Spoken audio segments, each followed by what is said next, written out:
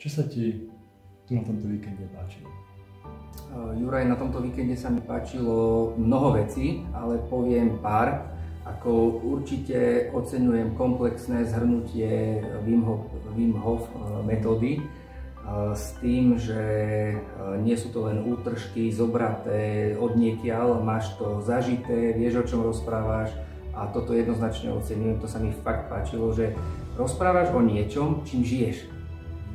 A páčila sa mi celá atmosféra, páčil sa mi ten tímový duch, to, čo si sa snažil v nás vybudiť, jednak ako v osobách, ako na tej osobnostnej báze, a jednak vlastne, že celý ten tím dokáže spolu rásť.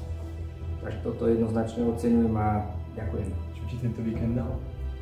Dal mi po mnohých rokoch znovu pocit, že sa viem odpojiť od toho vonkajšieho sveta, viem ísť sám do seba a viem na sebe pracovať a možno niekedy ešte viac, ako si v tom bežnom, dennodennom živote myslíme.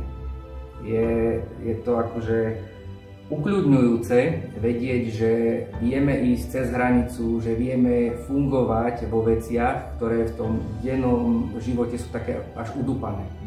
Hej, takže toto sa mi veľmi páčilo. Že jedno slovo, ak môžem vytiahnuť, tak to je slovo môžem.